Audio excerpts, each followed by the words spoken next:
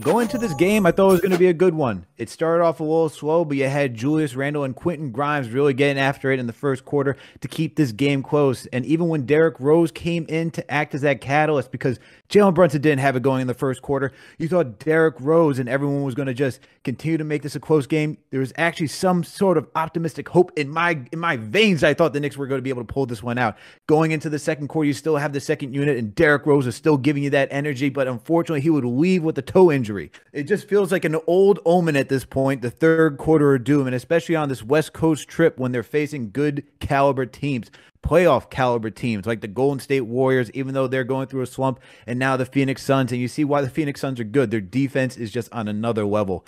Fourth quarter would come around the 6-minute mark. Tiz would just put the reserves in, and that's all she wrote, and the Knicks would eventually just end up closing this game out 116-95, where the Phoenix Suns win.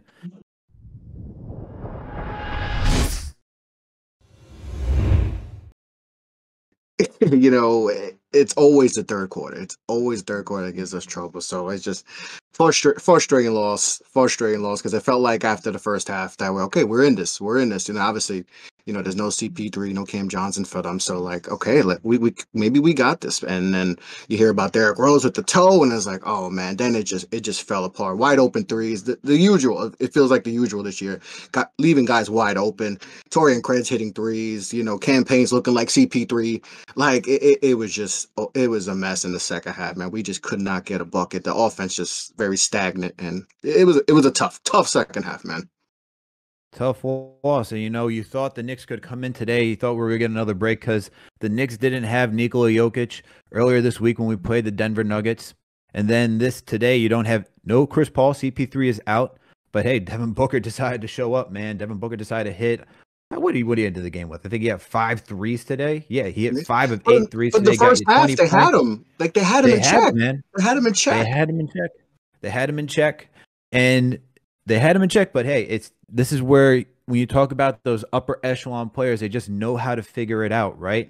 On the flip side, they're figuring it out. Campaign was shooting effectively today and efficiently. Devin Booker, you had DeAndre Ayton really, you saw Mitchell Robinson. He came back from injury today. He was a week and a half. He was out of it. But guarding DeAndre Ayton the first game back was a little tough for him. You saw that he couldn't even block shots that he's so used to doing. He was just missing them, man, by we're talking about by inches at this point, that he was just missing them. The only guy that really showed up, and he didn't even show up in the first quarter, was Jalen Brunson. So I look at Jalen Brunson, man. This is the type of player where you see in the third quarter, you're looking for some sort of life. You're looking for some sort of answers. He did not shoot well in the first half, but he finished the game 11 for 21, got you 27 points. He kept getting to the free throw line. Yeah. Just looking for life, man. And outside of Jalen Brunson, Julius Randle fell off a cliff. RJ Barrett, another guy who he was able to get to the line, but struggling to find a shot. Jalen Brunson was really that only guy. And Derrick Rose, man. Derrick Rose, when he came in, he was 3 for 5, but left with a toe injury today. And it's just, our point guards did it. Everybody else couldn't. That's honestly what I took away from this game. It just looked like they were just so sluggish at times. It just felt like the offense was not moving at all. You got nothing from, RJ just continues his struggles, and I know he's sick and all that, but it just feels like it's constant. He's getting to the basket, but he's not finishing.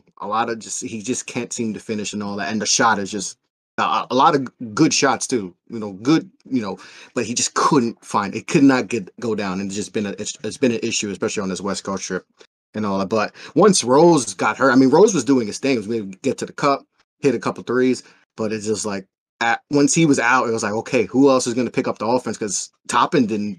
I don't think he scored today. Hartenstein didn't give you anything. So someone had to pick it up, and it looked like it was going to be D Rose. Mm-hmm. But once he went down, that essentially, and as you see, he goes out and can't find the offense. And the third quarter was just abysmal on offense. And that's when you knew it was just, okay, this is bad. And Brunson had a good third quarter too. I think he had 11 points, 13 points in the third quarter, but that was it. Yep. Nobody else was able to do anything. And then that's when Phoenix got hot.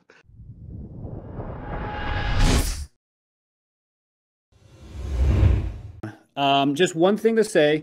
I want to see the Knicks create a win now team. I'm not a believer in the go through the draft route to build a new team.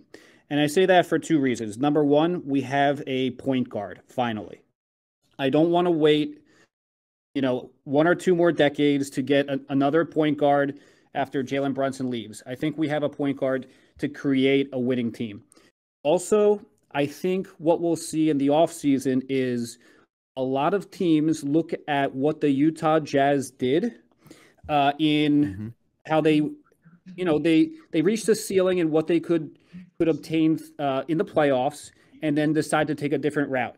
So I'm thinking of teams like maybe the Bulls, the Heat, the Nets, maybe even the Clippers, all in similar situations where they haven't been able to break that ceiling, and maybe think about, hey, we might want to start fresh. And in that case, the Knicks might find themselves in a situation where they could potentially get, I'm not saying they will, but possibly like a Zach LaVine or a Jimmy Butler type of caliber player. And maybe together with Jalen Brunson, they might start to have some hope in what they could get in the playoffs. So it would be great to hear your thoughts on that. And also, if they do go that route, what players on the Knicks do you see as not tradable? Because obviously we're going to have to get rid of a lot to get a player like that. So for me, obviously Brunson stays, and I would also really like to see Reddish stay. So he said he wants to see a win now move. I'm sorry to tell you, James, I'm seeing a lot of tomatoes right now in the chat. Enough tomatoes to make some tomato soup. Someone get me a grilled cheese. What have we seen from a lot of the great teams in the league? What have they done?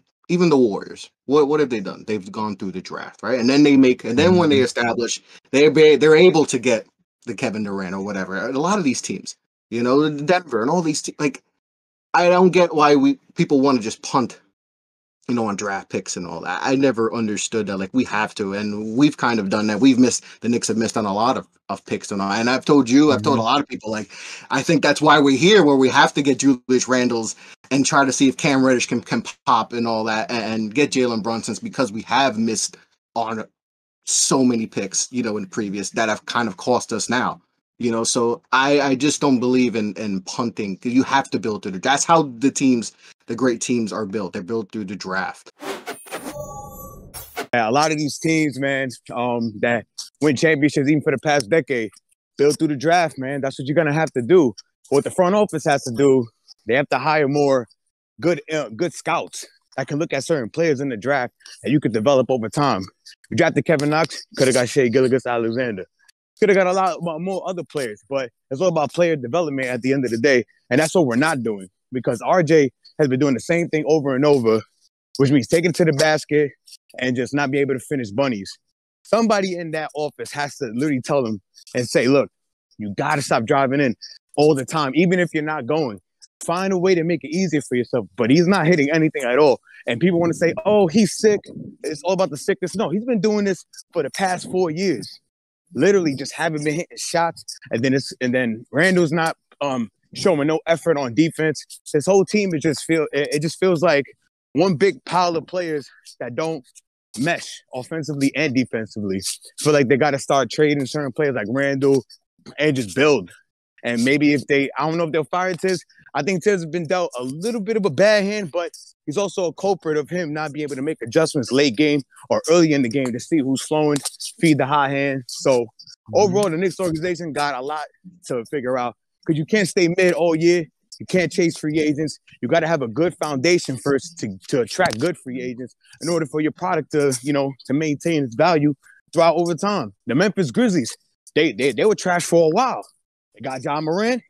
They drafted a guy that people didn't think was going to be good in Desmond Bane. But what happened? They knew that he was a grinder. He was going to work hard, and he's one of the best shooters in the league. That's what you need. So the Knicks need to build through that, man. I'm out. Y'all have a great night, though. And yeah, that's all we got today. Hope we'll be back tomorrow, where the Knicks take on the Oklahoma City Thunder. CP should be back in the pilot seat. And we'll catch you tomorrow, all right? Salute to Knicks Nation. Salute to all the mods. Salute to the chat. Salute to all of you. We out.